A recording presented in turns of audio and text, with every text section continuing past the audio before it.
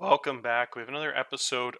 This one is going to go over the last few positions. Last episode, we did the starting pitchers, and now we're going to do the relievers. This is a lot tougher, so I didn't want to make the list too long. The relief pitchers were really hit and miss, so I just want to go over the definite top guys. It's not as deep as I thought it would be. It really seems like there's just so many, like one and a half WAR relievers in the league. But so this top five is really just the guys that have done it for years and are consistent. Even a guy like Knebel has a dominant year early on in TLG, and then like has a year like last year where he walks 11%, lets up a lot of home runs, and barely gives you positive WAR. So it's just crazy how tough it is to play that spot. The small amount of innings compared to starters, you get some weird sample size. The whole season can just look bad, but then they can bounce back and be a beast the next season. So over time, I just definitely want to point out Knebel. He's had some really good seasons. He's been close to 2 WAR like 6 times, 5 times. This last season and this season weren't too great. He is starting to age, but he hasn't really lost his ratings at all, but definitely has had a couple weaker years, or else he'd be like early on, he was just really dominant every single season. So I didn't think he really deserves to be too much higher, but I also kind of want to give him a shout out because he has had a great career. Really has been a pretty consistent guy in the playoffs too, but as you can see late in the year here, he's gotten blown up a little bit. He's definitely one of the top relievers in baseball historically, though. Adrian Houser is another guy in that list who's like number 5, kind of like going to do top 6 probably for right-handed relievers. So Adrian Houser had a huge year last season and this season combined. He's been really valuable. His pitching leverage is crazy high at 2.2, 2.1. So it's pretty much every time he comes in a super high leverage situation. He's got a 28% strikeout rate. His walk rate is 4 and 7 the last 2 years, and then this year it's been pretty big time seeing his home runs per 9 at 0.9. So Adrian Houser is a guy that has had a really nice season at a 3.1 FIP, and getting it done as an extreme ground ball guy in Coors is really valuable, obviously. Next up, as the 4th best righty reliever in baseball, I got Ian Hamilton. Ian Hamilton has just been historically solid for a long time in Chicago. He had some really nice years, one of the best reliever seasons we've had in 2023 with a 1.5 FIP, which is crazy. Guys are hitting so low often. If you see every year, it's low 200s, even that 164 year. So this year, he really was solid at the age of 31. He had a 28% K rate, only 6 hits per 9. Guys barely hitting 200, 2.0 leverage, pitching those really high leverage situations for a playoff team. So he's been really solid. Next up, Sean Poppen, who is more of a starter earlier on. Pittsburgh was pretty loaded, so they moved to the bullpen. He did have a little bit of ratings decrease, but not by a ton. But he definitely did have some red arrows here in the last year or two. His movement went down just a bit, jumped back up. His stuff went down a bit, so when he moved to the bullpen, you get that plus 10 jump. It isn't that 70 that it used to be as a starter though. But he it looks like he's had some starts at the end of the year here actually to pump up his innings pitched back to 130. But he had a really good year, pretty much all in the bullpen at like 2.7 WAR or something. Last time I looked, had a huge year. Strikeout rates. His batting average is barely 200, so just a really shutdown year with a ton of innings out of the bullpen. This year, like 120 bullpen innings, 130 overall. Now that he's got a few starts under his belt. As number 2, we got Biao Jung, as he is the black hole nickname. I love it. In New York, he has been amazing both seasons. His whip, or sorry, his FIP is 2.6 and 3.2 last year. Guys are hitting barely 200 off him also. Last year he had a crazy 2.5 leverage. That's just ridiculous. It means every save was just so crazy when he came in. He had 33 saves this year, struck out 34% of batters, didn't walk double digits, had pretty good movement, only 0.8 home runs per 9. So he's just been a monster signing. Definitely been worth all the money he's gotten at only 9-10 million a year. Probably just the 2 years he's had, he's already earned like most of that contract. He's just been really nice for the Yankees. It's been awesome to watch him. I wish I would have gone harder for him in free agency a few years ago if I had some more money. Dude's a really big time talent. Number 1, we have James Karinchak. He is a guy that has had amazing career for Boston every single season. Never seems to have too much of a down year. This year 1.5 WAR, last year 2.4, year before 2.8, and then a 4, a 2, and a 3.5. Just been amazing. His FIPS are just so ridiculously low. His, you can see here, his FIPS are like 1.9, 2.6, 2.6, 1.9, 1.9. It's just insane. Definitely the best pitcher in the bullpen in baseball for years and years and years. And he's striking out like 44 and 47%. Or sorry, what's the strikeout rates here? AAA years are getting mixed up there. So 40, he was at 50%, 50%, 50%, 44%. and then 40 and 40. So he has lost a little bit of juice out of the stuff rating, it seems. His rating hasn't gone down, but it does seem like his strikeout rates are down a little bit. It could be a bunch of different factors. It's not down a ton, so it could just be nothing, but definitely isn't quite hasn't been at 50% for since like 2.5 seasons ago, but really was still really good, and he's just been crazy. How low his walk rate is for a guy with 40 controls, but played with some pretty good catchers there in Boston and good defense. Definitely helped him a little bit, but he'd be pretty dominant wherever he is. He's the number one relief pitcher in baseball, in my opinion. There's one other guy that was like a honorable mention. I probably could have just added into the list is Connor Jones. Connor Jones had a really nice season until he went down for St. Louis with a big-time injury. He was just killing it, as you can see, 35% strikeout. He was at 2.2 WAR, 0.7 WHIP. Just an amazing season. Only walking 9% of guys. Guys are hitting a paltry 128 off him, which is disgusting. So definitely should have been on that list, I guess. He just missed most of the season.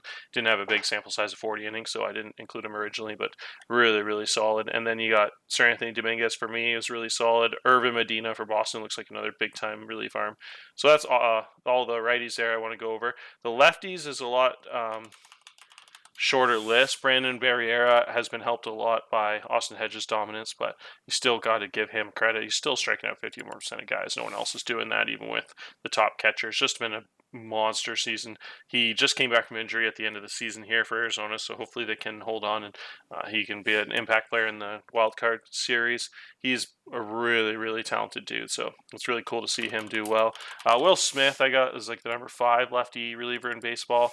Will Smith had a little bit worse stats after heading over to Washington, but not by a lot. Just let up a few too many home runs. So that low movement, Washington really hurts a big hitters park there. But he only walked 3% of guys both places, right around 30% strikeout. His hits were down a little bit actually after he got moved. So pretty small sample size, 30 innings each, but he's a really solid, historically, always been really solid as a reliever. Jake Eder is next on this list as one of the other impact lefties in baseball. He had a huge season starting and then a pretty solid season starting last year. And then as you can see this year, he wasn't quite as good in the bullpen, but he was still... Guys are still only hitting 185 off him and striking out 30% of the time. Walk rate's pretty low for a reliever. Ground ball guy, high leader. So just a really solid lefty arm. One of the better guys having trotting out of the pen as a lefty in the league. Ben Bowden I got here at number 4. Ben Bowden is amazing. He had a huge season for the Dodgers before he got traded. He just wasn't letting up any home runs, striking out a ton of guys. The hits are so low. 4.5 is about as good as it gets. Guys are hitting 146 off him. LA Angels made a big trade for him. He was really solid there too. Also had a 2 FIP, just a tad higher, and still wasn't letting up too many home runs at all. Still striking out a ton of guys, walking about the same. The hits went up a bit, but still, guys are only hitting 230 off him. The leverage this season was so high for the Dodgers there, the late inning opportunities. So he's a really good player. He's a spark plug. 3 amazing pitches, really amazing changeup for a lefty. So just an absolute wipeout pitcher. So good. Next up was my guy, Yoan Aybar. He has been amazing. One of the better relief seasons in baseball. Probably, if it wasn't for Hader, would probably be reliever of the year in the NL. 2 years in a row now, Hader stole reliever of the year. Not stolen, he's earned every right of it. But from my guy last year, I had the really, really amazing season out of that guy, Lasagna. And then he signed with the Mets and went back to being a starter. This season, Aybar has just been absolutely dominant. He's let up like 1 home run, 0.1 per 9, which is insane in my ballpark. He had 100 innings pitched, 2.4 FIP, striking out 31% of guys. The hits are so low. The average against is 191. He only had 2 wild pitches. Just an amazing, amazing season. Romo helps his stats a bit for sure. It's just a nightmare matchup. Left-handed batters have to face him. He has 80 stuff and 80 movement versus lefty batters. Still really good against righties too. So just a really, really dominant lefty arm out of the pen who had a bunch of huge roles coming out as a stopper. Had that really low 2-point ERAs. So just amazing, amazing player. I'm happy to have him. And then we got Blake Taylor, one spot above him at number 2 for Houston.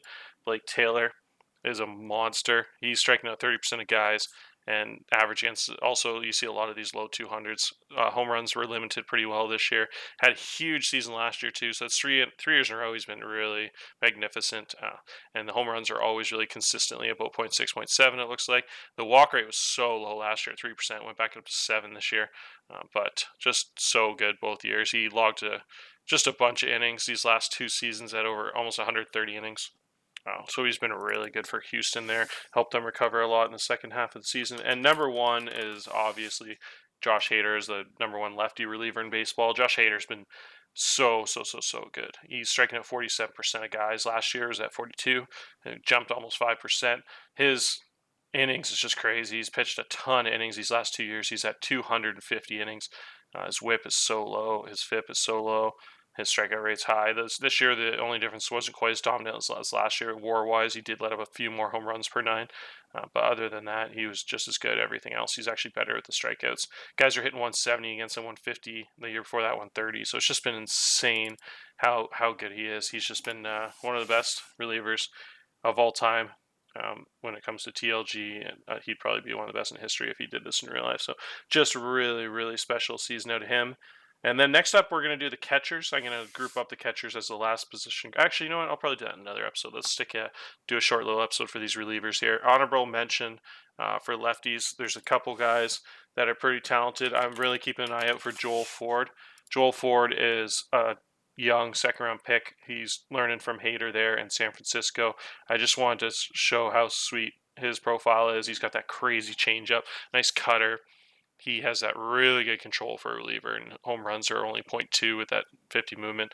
I think Joey Bart's helping that a little bit. 23% strikeout rate's a little low. I think when he gets filled out in his potential, it should be up at 27-30%. So I think he's a guy to look out for to turn into one of the best lefty arms in the league coming out of the bullpen. He was a big-time draft pick, and then he's just gotten better and better since he's been in the league and gone up a ton in a lot of these categories. As you can see, the movement the stuff and control both increased a bunch. So he's going to be someone to look out for sure. He's pretty nasty. And then I think there's one more name I want to talk about. Mike Catlin's another young guy. He's another young lefty reliever. He's had a monster rise. His stuff has gone up a ton since the draft. He was drafted, I think, 25. So as you can see here, like 45 stuff as a starter. So it jumped up to 60 when he officially moved the bullpen. He was always a reliever with 2 pitches.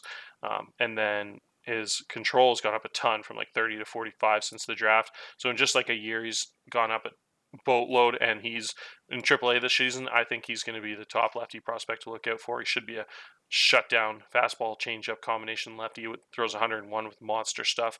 Should be one of the best strikeout pitchers in baseball over the next decade. I'm really excited to see him. A really big time prospect. I know I haven't really shown too many prospects in these videos, but I definitely just wanted to point him out because there wasn't too many high-end lefties. That's why I did the top 5 list instead of top 10 for relievers. So I think these guys should really early on just jump right into that top tier. So yeah, we'll end it there. Just do a nice quick episode like I've been talking about, and then do the last one for DH and catchers before we get onto the big board for everybody. Cheers, guys.